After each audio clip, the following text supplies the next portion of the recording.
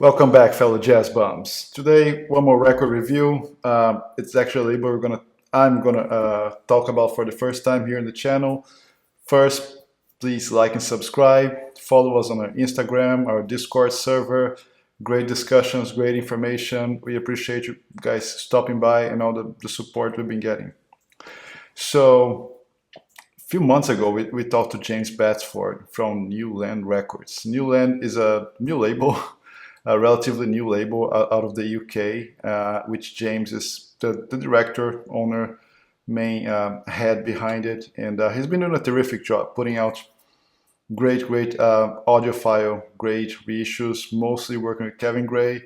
He released records by Gerry Mulligan. He also did some rock stuff, Jellyfish, Charles Mingus box set, Dorothy Ashby box set.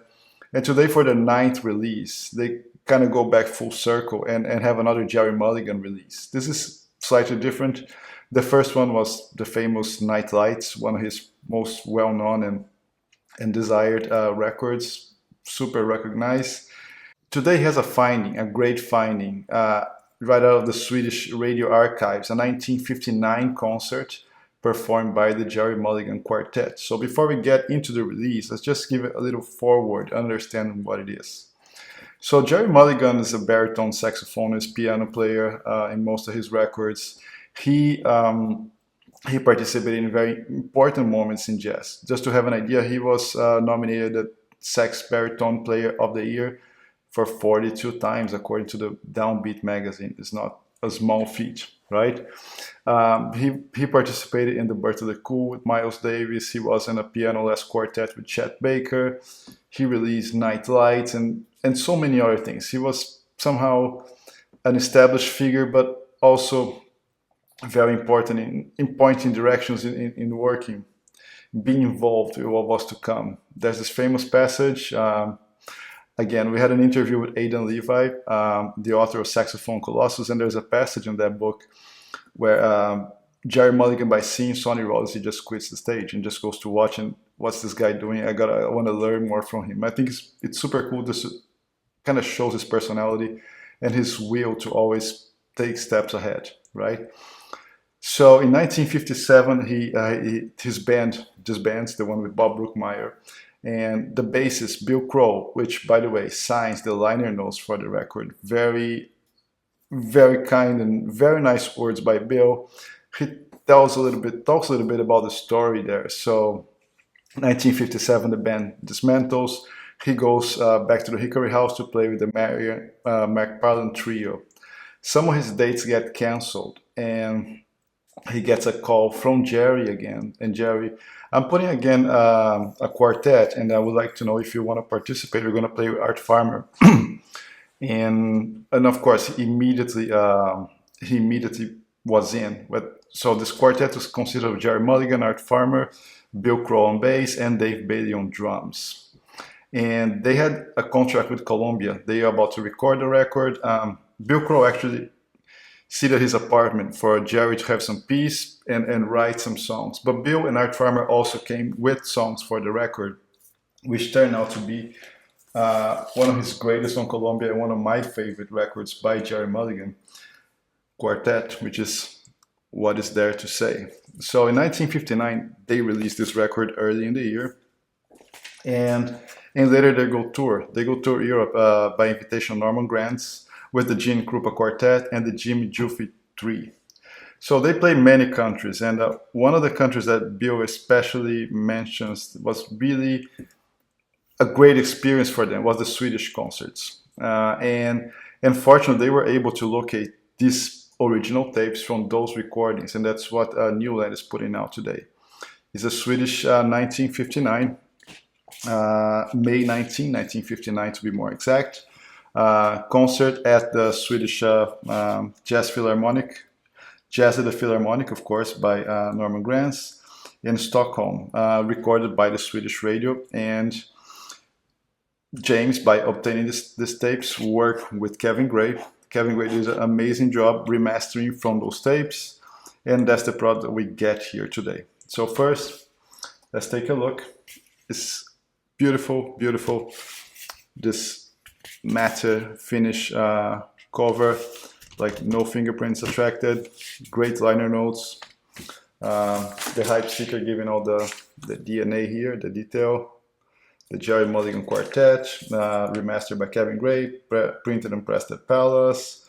A really nice reverse board jacket. And most important, is shipped in a poly sleeve of the jacket. So the jacket in any aspect, any corner, for the ones that like to, oh my gosh, dings and whatever. No, this is absolutely perfect.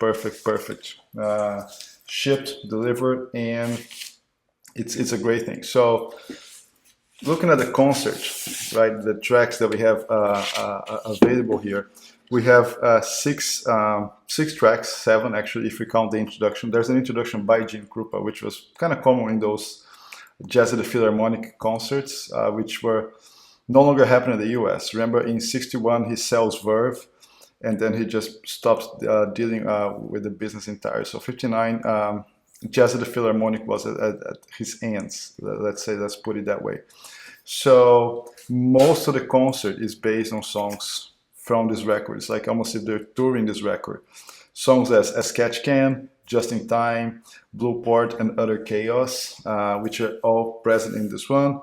Plus, I Can Get Started With You by Vernon Duke, Spring is Sprung by Gerry Mulligan. So it's a very solid concert. You can tell the band is really playing together well, a great synergy, and a great interaction with the audience. Throughout the recording, you can see how they talk. And Jim Krupa, not only him, but Gerry Mulligan himself, he's a great MC. He talks, he explains to the audience, he talks about the songs, the process.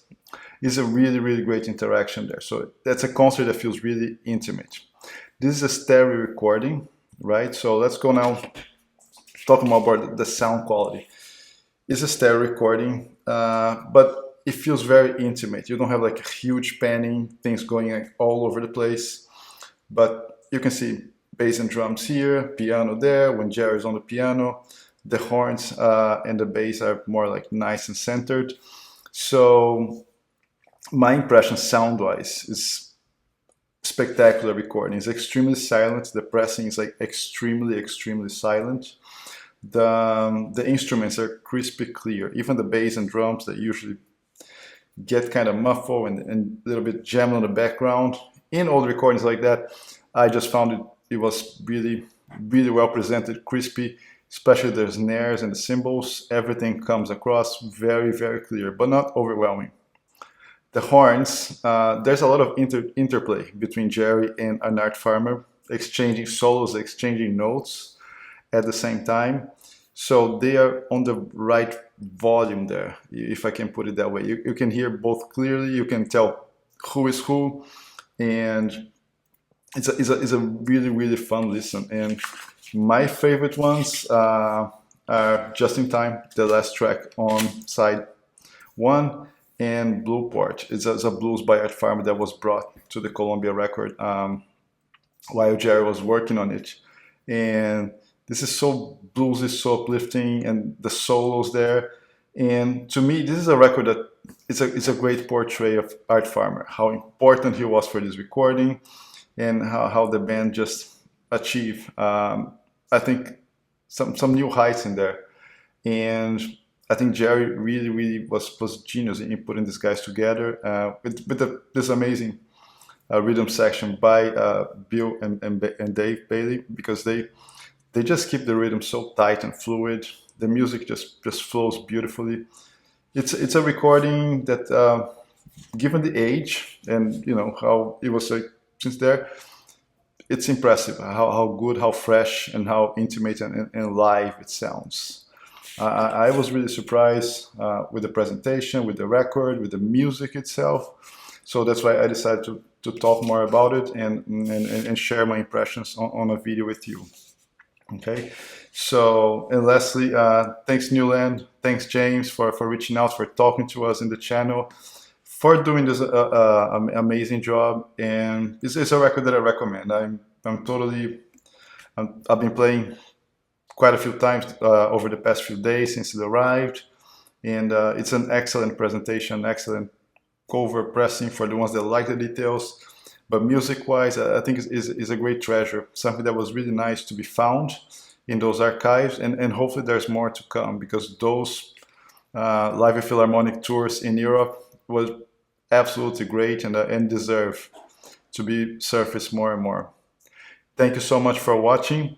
Please like and subscribe. Leave your comments to the video. Let me know what you think. This record should be out next Friday. It's available for pre-sale in most major outlets for records. And thank you so much for watching. See you next.